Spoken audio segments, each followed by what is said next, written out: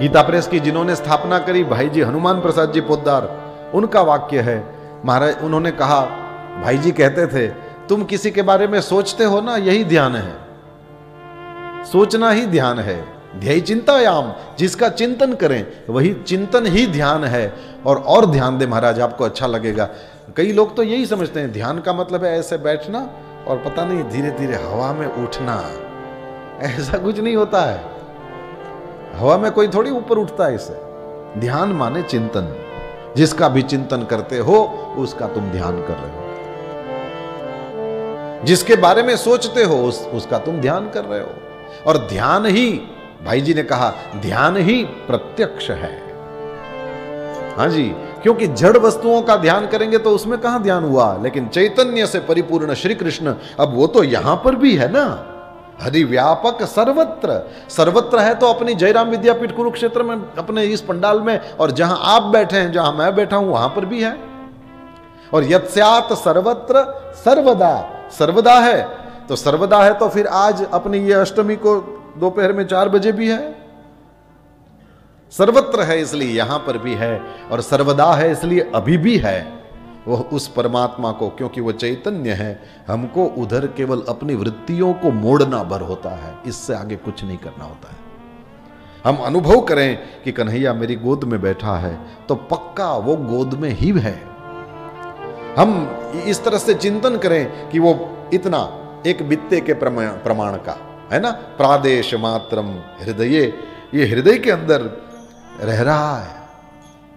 तो अपने हृदय कमल में उस परमात्मा का तुम, वो हृदय कमल में उस कमल की कर्णिका में दिव्य गद्दी बनाओ और वहां पर उसको विराजमान करो, तो वो वहां पर भी है।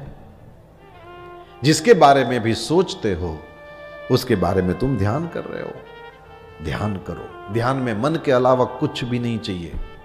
गुलाबी गुलाबी ठाकुर जी के तलुए हैं, उनके ऊपर इतने सुंदर नख हैं कि उनमें से प्रकाश निकल रहा है। ठाकुर जी की पिंडलियां इतनी सुंदर चिकनी हैं, उसमें कहीं बाल नहीं है। जैसे केले का खंभा हो, इतनी सीधी भगवान का उरुदंड ये है। सिंह जैसी भगवान श्री हरि की पतली कमर है, इसके ऊपर सोने के जैसा पीला पीतांबर बांधते हैं और उसके ऊपर सोने की करधनी पहनते हैं। पीपल के पत्ते जैसा भगवान का पेट है, बाहर उभरी हुई भगवान की छाती है, जिस पर सोने की रेखा बनी हो, उस तरह से लक्ष्मी जी श्रीवत्स का चिन्ह है, लक्ष्मी जी निवास करती है। भगवान श्री हरि अपने, उनका गला जैसे शंख हो, इतना सुंदर शंख जैसा गला है भगवान का, और उसमें वे कौस्तुभ मणि पहनते हैं। कौस्तुभ मणि क्या है? बोले ये माणिक्य जो होता है, रत्नों में जो माणिक्य है, कौस्तुभ मणि माणिक्य ही है, क्योंकि पद्मराग कहा गया उसको, और पद्मराग का मतलब माणिक्य है। भगवान श्री हरि अपने गले में उसको बांधते हैं। भगवान श्री हरि की हाथी की सुंड जैसी लंबी लंबी, जैसे खड़े भी हों तो ऐसे नीचे हाथ रखेंगे तो उनके ये नी को स्पर्श कर दे, इतने झानु को स्पर्श कर दे, इतने भगवान श्री हरि के लंबे लंबे हाथ हैं। ये आजान बाहु हैं। अपने दिव्य हाथों में दिव्य प्रकार के उन्होंने आभूषण पहने हैं। किसी में शंख है, किसी में चक्र है, किसी में गदा है, किसी में पद्म है। ठाकुर जी का पाटोत्सव था तो मैं ठाकुर जी के स्वरूप का ठीक से दर्शन कर रहा था। मैंने धीरे से महाराज जी के कान में कहा कि अपने वाले नारायण भगवान तो एकदम हमारे यहाँ श्री हरि जैसे विराज रहे हैं, वैसे ही हैं महाराज जी। ये शंख चक्र गदा पद्म का जो क्रम है वो उसके अनुसार अग्नि पुराण में भगवान के 24 रूपों का वर्णन किया गया है। किस हाथ में शंख हो, किस हाथ में चक्र हो, किस हाथ में गदा और पद्म हो, उसके अनुसार भगवान का नाम बदल जाता है। तो ये जो स्वरूप है उसका नाम माधव है, जो माँ यानी माया के, धव यानी पति हैं। धव का अर्थ पति होता है, तो माधव माने जो माया के पति हैं, ऐसे भगवान। ये माधव स्वरूप है। जो ये लक्ष्मी नारायण भगवान विराज रहे हैं उसमें जो नारायण जी विराज रहे हैं, ये माधव स्वरूप है। तो भगवान के ये 4 लंबी लंबी भुजाएं हैं, जैसे हाथी की सुंड हो।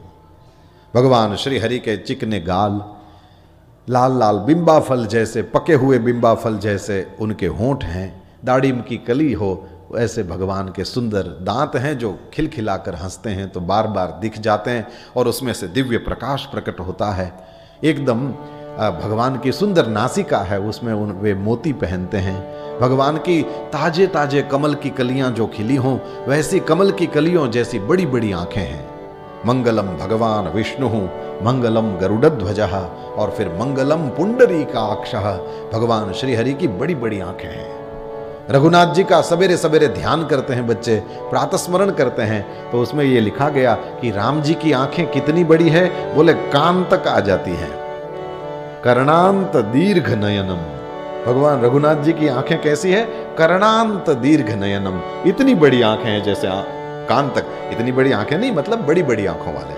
तो भगवान श्री हरि की भी ये इस तरह से कमल की कलियों जैसी बड़ी बड़ी आंखें, रत्नारी हैं, और उसके ऊपर धनुष्य हो ऐसी भगवान की सुंदर ये भ्रू भ्रमर है, और उसके ऊपर उन्नत ललाट है जिस पर कस्तूरी का तिलक करते हैं, और उसके ऊपर भगवान श्री हरि के काले घुंघराले, आषाढ़ के महीने में अभी जिसमें नवीन जल भरा हो ऐसे घुंघराले बाल हैं।